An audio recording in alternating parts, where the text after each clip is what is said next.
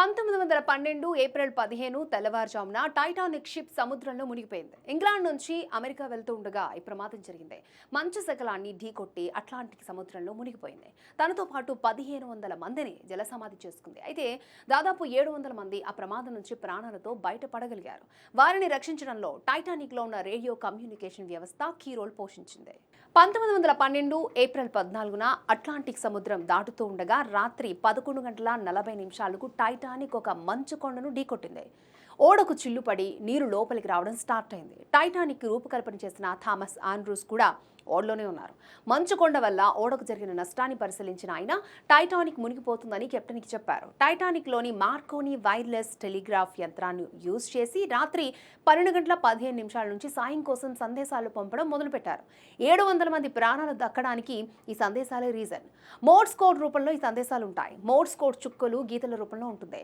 Short wave radio తరంగాల రూపంలో beep sounds తో దీన్ని పంపిస్తారు. తమ ఓడ మంచు కొండను ఢీకొట్టిందని మునిగిపోబోతోందని కార్పాథియా అనే ఓడకు, ఫ్రాంక్ఫర్ట్ అనే జర్మనీ ఓడకు Titanic radio operator Jack Phillips message పంపారు. ప్రయాణికులను చిన్న పడవలోకి ఎక్కిస్తున్నాం, మహిళలు చిన్నారులను వీటిలోకి పంపుతున్నాం, ఎక్కువసేపు ఉండలేం, విద్యుత్ నిలిచిపోనుందని ఒకసారి, అలాగే టైటానిక్ నుంచి మాట్లాడుతున్నాం, ఇంజన్ రూమ్లోకి నీళ్లు వచ్చేసాయని ఇంకొకసారి, ఇలా తమ సిచ్యువేషన్ గురించి మెసేజ్లు పంపారు జాక్ ఫిలిప్స్.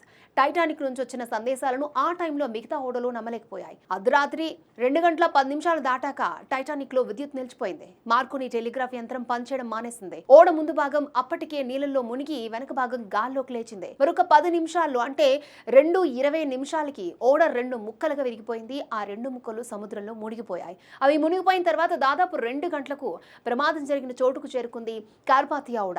లైఫ్ బోట్స్ ద్వారా ఓడ నుంచి బయటపడి ప్రాణాలతో మిగిలిన 700 మందిని ఎక్కించుకుంది. గడ్డ కట్టుకుపోయేంత చల్లగా ఉన్న అట్లాంటిక్ సాగర్ జలాల్లో 1500 మందికి పైగా ఆ రాత్రి జలసమాధి అయ్యుంటారనే అంచనాలున్నాయి. 1985లో టైటానిక్ శిథిలాలను గుర్తించారు. కెనడాలోని న్యూ ఫౌండ్లాండ్ కి 740 కిలోమీటర్ల దూరంలో సముద్ర మట్టానికి 4000 మీటర్ల లోతును మునిగిన చోటనే టైటానిక్ 2 ముక్కలు కనిపించాయి.